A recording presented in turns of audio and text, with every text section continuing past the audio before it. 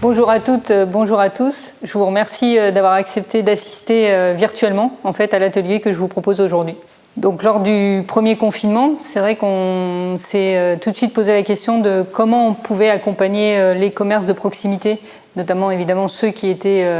autorisés à rester ouverts,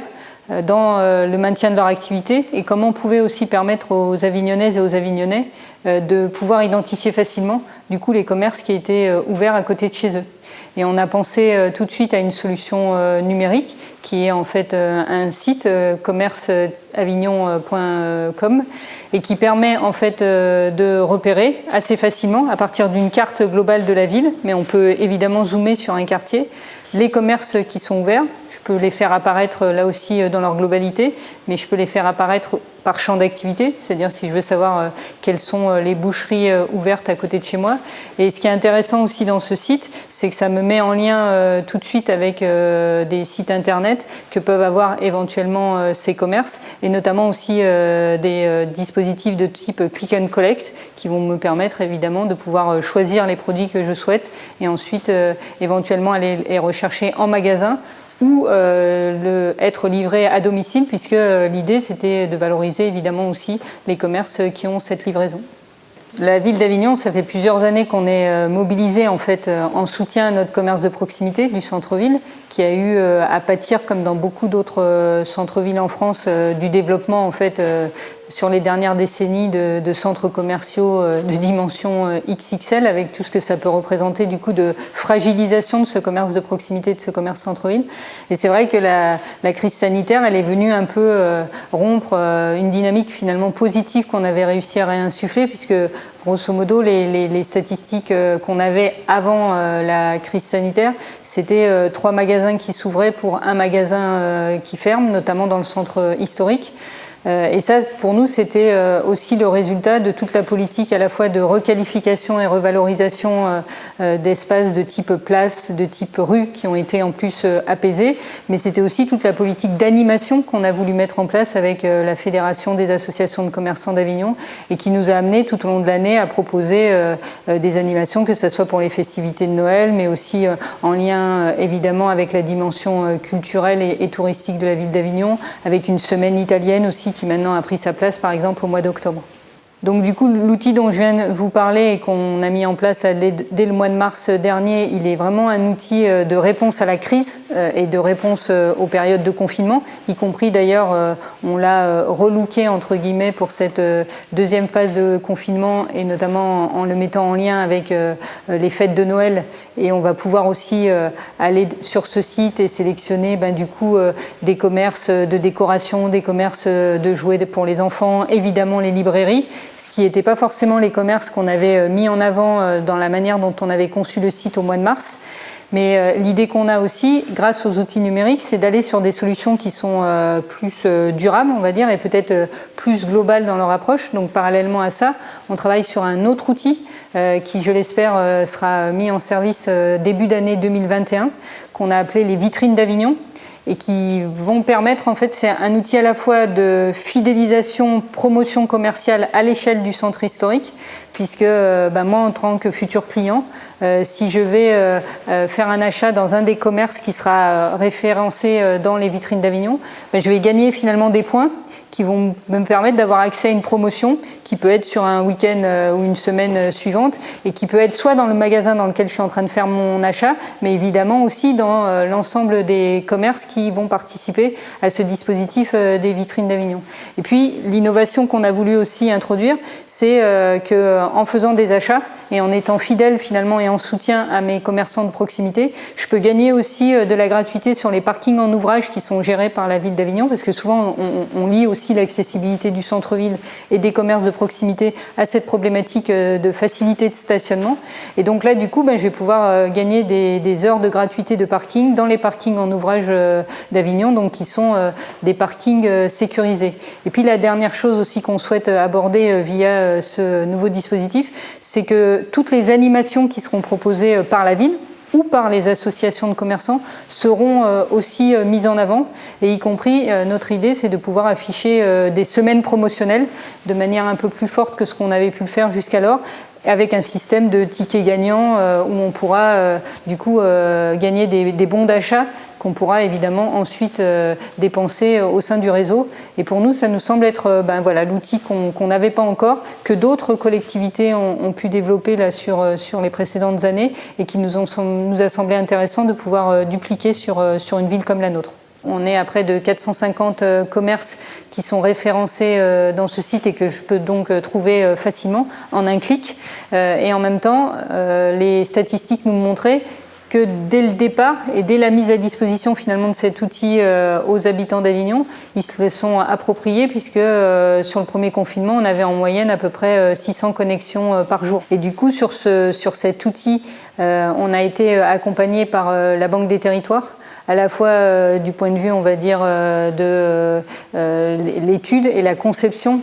du projet, et y compris en termes financiers, puisqu'on a une aide de 20 000 euros sur un projet qui va coûter à la ville à peu près 70 000 euros. Donc pour nous, c'est vrai que c'est une aide substantielle. Puis par ailleurs, la Banque des Territoires, comme elle a aussi l'expérience d'autres collectivités, donc elle est souvent aussi en conseil par rapport justement à des expériences remarquables et inspirantes qui peuvent avoir eu lieu déjà dans d'autres territoires. Sur ces solutions numériques, il faut vraiment pour le coup qu'elles soient co-construites et partagées avec les premiers concernés, à savoir les commerçants.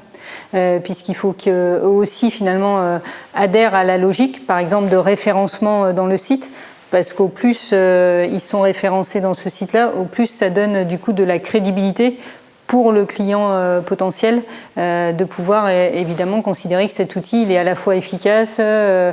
facile d'accès et finalement me permettant de faire des achats comme si j'allais en boutique. Donc ça, je pense que nous, comme on était sur la mise en place un peu pour la première fois de ce type d'outil numérique avec les commerçants d'Avignon, il a fallu quand même qu'il y ait ce temps voilà, de conviction. Donc on n'a pas hésité, via le service commerce de la ville, à rentrer en contact avec le maximum d'entre eux pour les inciter vraiment à faire ces démarches d'inscription qui leur prend très peu de temps, qui sont évidemment des démarches gratuites. Et donc pour la deuxième solution numérique des vitrines d'Avignon, de l'expérience et des échanges que j'ai pu avoir avec des élus qui ont conduit ce type de projet dans d'autres villes, cette adhésion aussi des commerçants, elle est importante, parce que là en plus, comme je disais tout à l'heure, qu'il y a aussi un aspect promotionnel. Au plus, en fait, nos commerçants, notamment du centre-ville, vont être sur cette logique de proposer soit des semaines promotionnelles, soit des week-ends de type Black Friday ou autre. C'est à ce moment-là aussi qu'on crédibilise ce type d'initiative. Du coup, un autre dispositif sur lequel on est en train de travailler qui va venir en fait compléter cette politique globale de soutien au commerce de proximité qu'on porte depuis plusieurs années, c'est la création d'une foncière de commerce qu'on aimerait pouvoir créer en 2021, pour lequel on est aussi accompagné par la Banque des Territoires. Donc une foncière du commerce, c'est quoi? C'est de permettre en fait à une collectivité de pouvoir acheter des locaux commerciaux vides, de pouvoir éventuellement y effectuer un certain nombre de travaux. Par exemple pour les doter de réserves, de points d'eau, peut-être recalibrer en fait deux cellules commerciales en une seule pour retrouver des surfaces aussi qui peuvent être intéressantes au développement de certaines activités. Et ensuite, du coup, c'est de les proposer en location et évidemment, éventuellement d'avoir la main sur ces loyers. On voit bien que cette problématique des loyers des locaux commerciaux, c'est une problématique importante, notamment dans ces périodes de crise comme celle qu'on connaît aujourd'hui. Et là, du coup, y compris si on veut accompagner le porteur de projet sur les premières années de son activité, on peut partir quasiment sur un loyer qui sera très modéré, avec une évolution éventuellement sur 3 ou 4 ans, faire ensuite un bilan avec lui et pour voir si on peut soit basculer vers un loyer qui sera au niveau qu'on observe du marché, soit éventuellement pour que ce commerçant se porte acquéreur du local qui sera en propriété de la foncière du commerce. Donc pour nous, c'est vraiment un outil, enfin moi de l'expérience que j'ai, puisque c'est mon deuxième mandat, c'est un outil qui nous manquait aujourd'hui pour encore renforcer notre action en soutien à ce commerce de proximité et surtout en réanimation, on va dire, et en retour du commerce de proximité dans des villes comme Avignon, que ça soit dans son centre historique ou dans certains quartiers. Et notamment, ça va nous permettre d'accompagner en fait des opérations de requalification d'espaces publics, comme je parlais tout à l'heure. Par exemple, là en ce moment, on est en train de requalifier l'un des grands axes du centre-ville d'Avignon qui fait à peu près 1,2 km de long, mais sur lequel il y avait beaucoup de vacances commerciales. Et donc l'idée de la foncière, c'est qu'en même temps que je requalifie l'espace public, j'ai une intervention en fait sur les locaux commerciaux.